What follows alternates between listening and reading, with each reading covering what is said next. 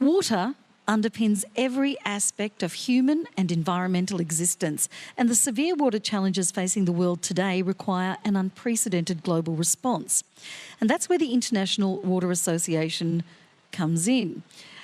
I have with me Walter Kling, who's actually Secretary-General of the International Association of Water Supply Companies in the Danube River Catchment, and he's in Brisbane for the River Symposium. Welcome. Welcome, Kelly. It's a pleasure to be here. Can you tell us what the role of the IAWD is? Well, briefly, it's an association which works on, as you said before, the exchange of knowledge in the Danube region. But you probably need to recall that this is a region which was divided by an Iron Curtain in the early 90s. So once this Iron Curtain raised and former East Bloc countries joined the river basin, and there was much more opportunity to work together, this was a huge challenge to work on, and we are doing this for the last 30 years. 2.1 billion people lack access to safely managed water services. 4.5 billion are denied the dignity of sanitation. 80% of wastewater flows back into the ecosystem without being treated or reused. And about 1.7 billion people live in areas where groundwater resources are under threat.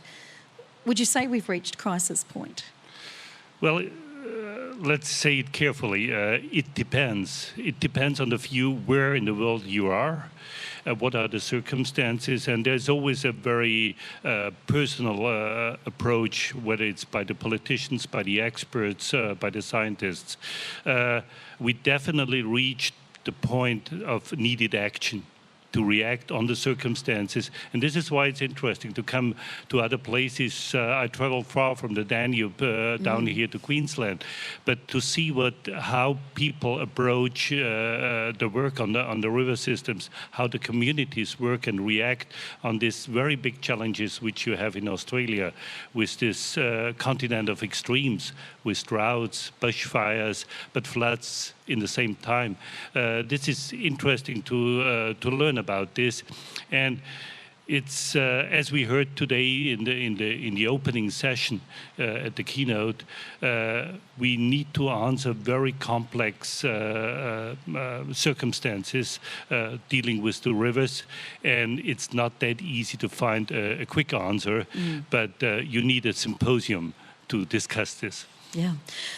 More than half the population now lives and works in cities where protracted droughts, there's flash flooding, rising sea levels, escalating heat remain a focal point. So how do we manage more people with scarcer and less reliable water sources or water resources? Well, I think one of the answers on this sort of question is that globally, together we're working everywhere on answers on the Sustainable Development Goals. I think that's unique that there was a setting of those goals where each one has to answer those on his environmental issues in the region or in the country. And this turns into very practical results which need to be exchanged, which need to be discussed on events like this. Can I just ask, how many countries does the Danube flow through? Formally it's 19. By the bigger size, it's 16 countries. So that means we own the most international river in the world, which is a challenge because you have 7 different languages to cope with, different cultural background. It's not that easy. And the European Union helps us to unite and to find common goals to see the challenges. I can't imagine what your job must be like, Walter Kling, with 19 countries. We can barely cope with having state and federal levels and maybe local levels of government having to work out what they're going to do with our water resources. That's a challenge as well. It is. It truly is. Worldwide, the water sector is facing the challenge of an ageing water infrastructure. What impact is that likely to have on supply? Well, this is also need to be answered on which urban areas you're talking about. Aging infrastructure is definitely an issue, especially in the Western Hemisphere countries, and we need to work on that. This is one of the solutions we are thinking of, and you might have this in your own city. And each city, each urban areas has to have their priorities to work on this. But please don't forget that we have also developing countries with their urban areas, which simply face unpredictable growth of their urban area. Nairobi, with 60 million, be one of these mega cities which we face in future. And I think this is something where they don't deal with urban infrastructure. They even have to create a first infrastructure to give service to those people. There are things you take for granted, having lived in an Australian city for a very long time, that the water's going to come into your house very easily, to be very clean and reasonably cheap as well. I think we both share that we're living in an area where we have really good services on the water supply or also on the wastewater side. But as you said before, with the numbers of billion peoples suffering from proper services, we need to take care of this as well, but also look after the circumstances we are responsible for. What strategies are at play to improve the sustainable use of water across industry and agriculture? Well, this needs concepts. This needs a well-thought process. And let me just stress one example. The International Water Association created a program which is called Basin Connected Cities. And I think even the headline says what's it all about. We need to understand how those cities, just take the circumstances here in Queensland, how this interaction of those urban areas are with the land behind that. We need the agriculture around, we need the biosphere, we need everything. So it's not only to manage the urban area, it's also to have this complex city of a whole catchment area.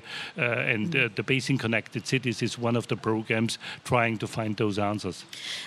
As you're working through, with, let's say, 19 different countries, are you also dealing with a lot of, be they within each region or just spread out across the Danube? Are you dealing with a whole lot of different uses that people want for that river as well, be it tourism or agriculture or a whole range of things? Well, we could discuss this over 2 hours now, but just to give you a started with you at the start of the show. Just to give you a very easy example, one of the challenges we face that in the river basin of the Danube goes from one of the richest countries, Switzerland, to one of the poorest in Moldavia. So this is a simple example showing you how diverse challenges can be, and between this are 16 countries. Those who need to emerge their economy and or put their environmental standards to where we are in the Western Hemisphere, like Germany, Austria, or Switzerland. So, and I'm working for this for more than 25 years, and it's a lifetime commitment. And I think future generations will continue this work. What scientific breakthroughs and technological developments are you seeing that best tackle water management practices? Well, there's science is always helping us to realize what kind of threats or crises can occur. If you just think back a few decades, we found chemicals, we found nutrients removal. Now then, after the millennium, we said, well, there's pesticides in there. We are now talking about micropollutants like pharmaceuticals. We heard about the microplastic.